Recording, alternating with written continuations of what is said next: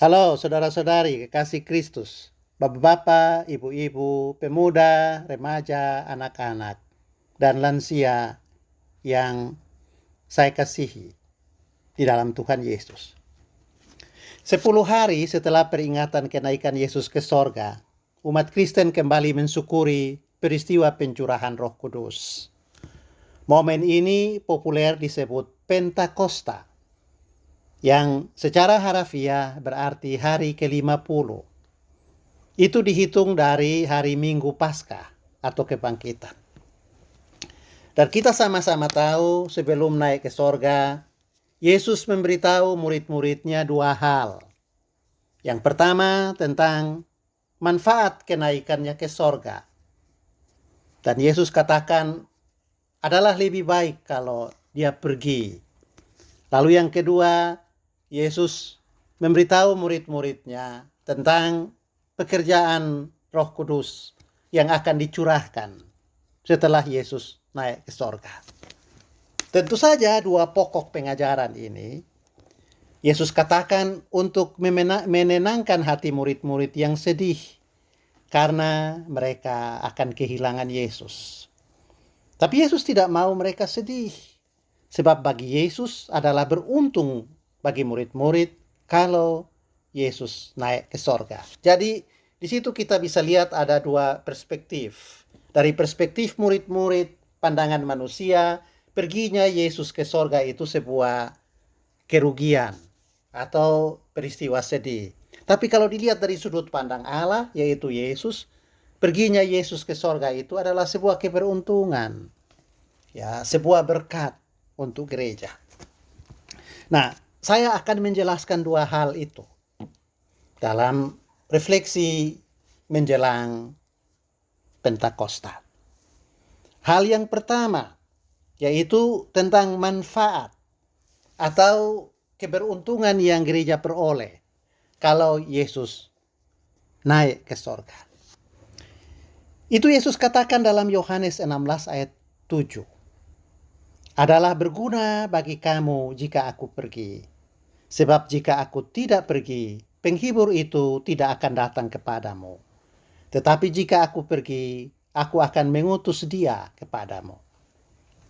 Bapak Ibu Saudara-saudara, kalau Yesus pergi, artinya dia hadir bukan lagi secara fisik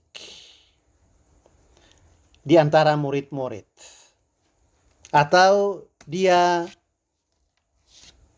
mengakhiri kehadirannya yang nampak atau nyata di tengah-tengah murid-murid. Dan barulah kalau itu terjadi, Roh Kudus akan datang. Ini artinya Roh Kudus itu adalah kehadiran Kristus dalam cara yang baru di antara murid-murid. Waktu Yesus masih dalam tubuh fisik, dia tidak bisa bersama mereka di mana saja dan kapan saja. Waktu Yesus masih dalam raga manusia, ia tidak bisa mencapai pikiran, hati, dan jiwa manusia di semua tempat dan di sepanjang waktu. Karena dia dibatasi oleh tempat, juga dia dibatasi oleh waktu. Tetapi tidak demikian halnya kalau Yesus hadir dalam wujud roh. Kemana saja dan kapan saja manusia berada, Yesus hadir bersama mereka. Bahkan Yesus mendiami manusia. Ia bekerja melalui pikiran, hati, dan jiwa manusia. Ia juga bisa hadir di waktu yang sama, di hampir semua tempat atau di semua tempat waktu umatnya bersekutu. Dia hadir di Kupang pada hari dan jam yang sama. Dia juga hadir di Ambon, di Papua, di Jakarta, di Washington, di Afrika Selatan, atau di Amerika Latin.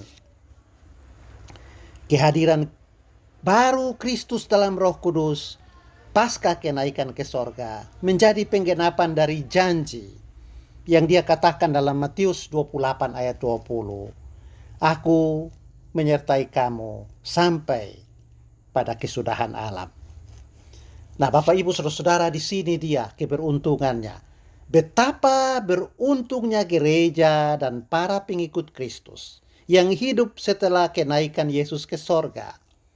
Karena Kristuslah yang akan mendatangi kita di mana kita berada, di tempat kita bekerja, bukan sebaliknya. Yaitu kita yang harus berjalan mencari di mana Kristus ada. Kalau kita ingin menyembah dan kalau kita ingin mendapatkan keselamatan. Karena Kristus hadir secara baru di dalam Roh Kudus, kita juga bisa menggunakan bahasa kita sendiri.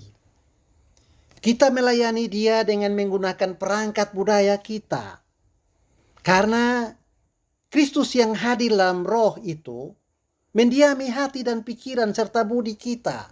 Dia tahu apa isi hati, apa motif terdalam dari semua tindakan-tindakan kita yang diekspresikan dalam tata cara budaya, tata krama adat, dan juga dalam wujud-wujud kearifan sosial yang kita ciptakan. Semua itu hanya kulit, hanya ekspresi luaran. Tapi Kristus juga memperhatikan the inner side, ya, pikiran, jiwa, dan budi kita. Dan karena itu dia menghargai semua ekspresi yang keluar dari jiwa yang bersyukur dan hati yang penuh terima kasih dalam kesucian kepadanya. Iman Kristen karena itu bukan sebuah perwujudan ibadah yang seragam. Apakah dalam urusan liturgi, seremoni, struktur, organisasi, pemerintahan gereja yang semua bersifat sentralistis.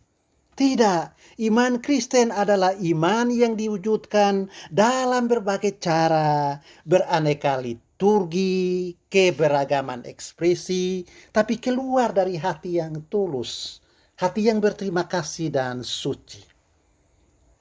Dan keberagaman ekspresi serta wujud ibadah itu adalah cerminan dari hakikat terdalam kehidupan ilahi yang adalah Trinitarian. Sekarang pengajaran kedua dari Yesus. Untuk mengubah suka duka cita murid-murid menjadi sukacita. Karena harus berpisah dengan Yesus. Yesus berkata begini. Dan kalau ia datang, ia akan menginsafkan dunia akan dosa, kebenaran, dan penghakiman. Akan dosa karena mereka tetap tidak percaya kepadaku. Akan kebenaran karena aku pergi kepada Bapa dan kamu tidak melihat aku lagi. Akan penghakiman karena penguasa dunia ini telah dihukum. Itu kita baca di Yohanes 16 ayat 8 sampai 11. Bapak Ibu Saudara-saudara, pemuda, remaja, anak-anak, dan lansia. Roh Kudus datang untuk melaksanakan 3 pekerjaan utama. Menginsafkan dunia akan dosa, akan kebenaran, dan akan penghakiman. Menurut saya, terjemahan ini tidak terlalu jelas karena menimbulkan dualisme. Kalau Roh Kudus datang menginsafkan dunia akan dosa, itu berarti menginsafkan dunia akan dosanya. Lalu kalau akan kebenaran, maka akan menunjuk pada kebenaran Kristus. Padahal dia baru akan lebih jelas apabila kita bilang Roh Kudus datang untuk menginsafkan dunia akan dosanya, akan kebenarannya, dan akan penghakimannya. Jadi karena itu saya mengusulkan kita membaca frasa itu, yaitu Roh Kudus akan datang untuk menginsafkan dunia akan dosanya, akan kebenarannya, dan akan penghakimannya. Memang tambahan katanya itu tidak ada dalam terjemahan Alkitab bahasa Indonesia. Tetapi penambahan katanya itu penting. Karena dengan penambahan katanya itu kita akan mengerti dengan jelas apa pekerjaan Roh Kudus dalam hubungan dengan dunia. Lalu tugas murid-murid untuk bekerja bersama Roh Kudus. Pada saat yang sama, penambahan katanya itu sejalan dengan keseluruhan jiwa kesaksian kitab Yohanes, bahkan juga Alkitab, secara utuh. Nah, mari kita perhatikan. Pekerjaan pertama Roh Kudus adalah menginsafkan dunia akan dosanya. Dunia berdosa karena tidak menerima pengajaran Yesus. Dunia berdosa karena tidak percaya pada pemberitaannya. Dan dunia berdosa karena tidak mengakui bobot kehidupan yang diajarkan dan dipraktekkan Yesus. Jelasnya, dosa dunia berpangkal pada ketidakpercayaan dunia akan Kristus sebagai Tuhan dan Juru Selamat. Dosa itu bukan sekedar tidak melakukan A atau B. Dosa juga bukan apa yang manusia buat atau tidak buat. Dosa lebih dari itu. Dosa bersangkut paut dengan penolakan dunia terhadap Kristus dan karyanya. Artinya dunia mengabaikan pengajaran dan teladan hidup Kristus. Dunia tidak menerima hidup dan pengajarannya sebagai norma dan kriteria dalam menjalani hidup dan mengatur kehidupan bersama. Dunia pakai kriterianya sendiri. Dunia pakai penilaiannya. Penilaian yang justru menjebak manusia makin jauh dari Allah. Begini, ketika orang Yahudi dan Yunani menyalibkan Yesus, mereka berpikir bahwa hal itu menyukakan hati Allah.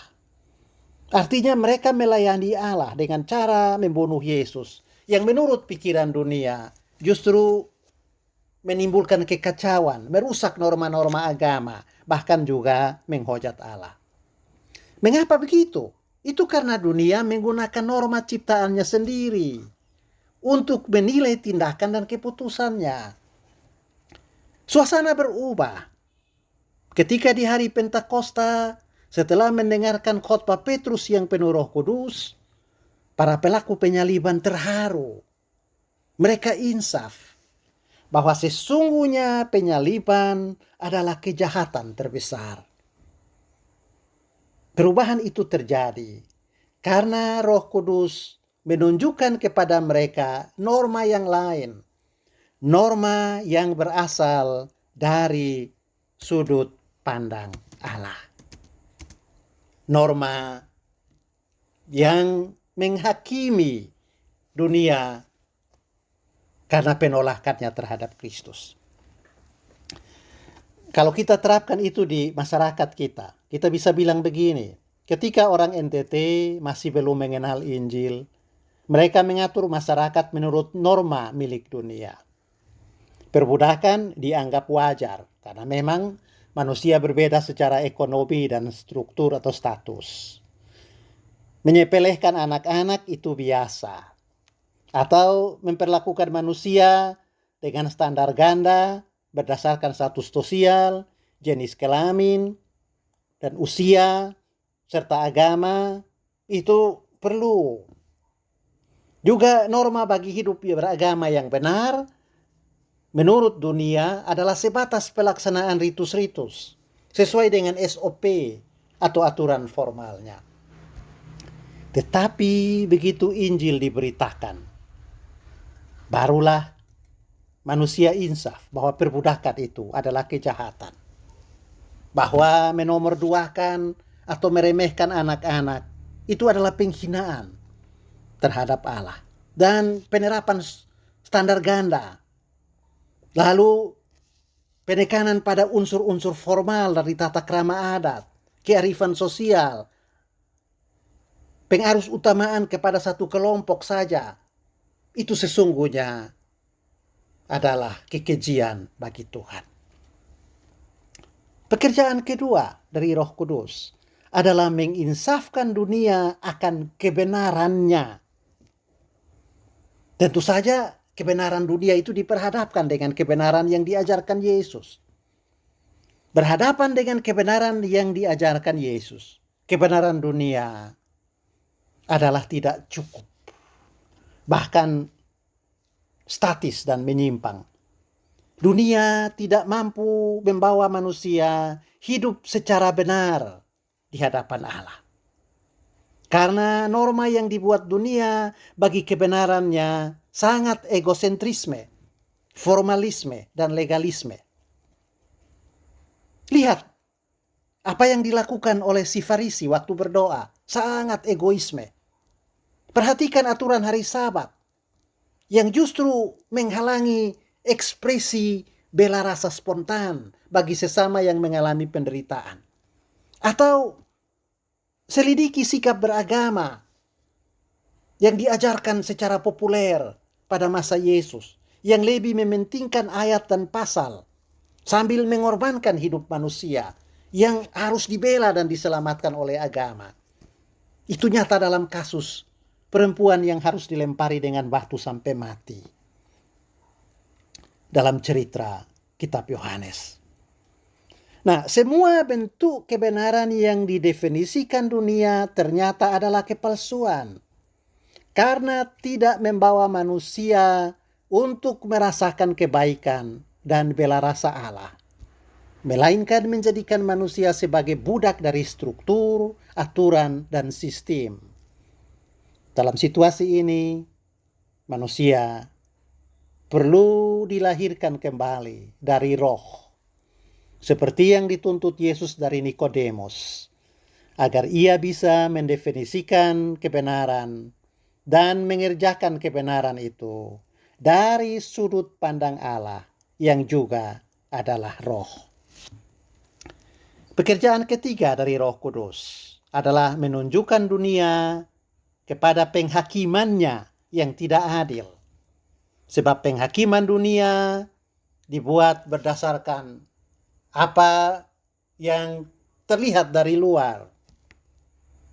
Penghakiman dunia dibuat berdasarkan pertimbangan-pertimbangan penyelamatan organisasi, struktur, sistem, atau kepentingan orang-orang yang berkuasa. Penghakiman yang dibuat dunia adalah untuk kepentingan penguasanya, penguasa dunia yang menurut Yesus sudah dihukum, sudah tidak berdaya lagi, dan sedang menanti saat penghukuman tiba. Artinya, Roh Kudus datang untuk menyadarkan dunia akan penghakimannya, yaitu semua hakim manusia dan semua orang yang menghakimi sesamanya menurut ukuran dunia, pada akhirnya akan berdiri di hadapan tahta Allah. Dan pekerjaan-pekerjaan kita semua, membangun masyarakat, membangun negara, menata bangsa, mengerjakan pelayanan dalam gereja, dan mengurus keluarga. Begitu kata Paulus dalam 1 Korintus pasal 3, akan diuji. Lalu masing-masing akan menerima upah sesuai hasil ujian itu. Demikian Bapak Ibu, pemuda, remaja, anak-anak, dan lansia, makna kenaikan Yesus ke sorga dan pencurahan Roh Kudus. Selamat mempersiapkan diri menyambut peringatan Hari Pentakosta. Tuhan memberkati kita sekalian.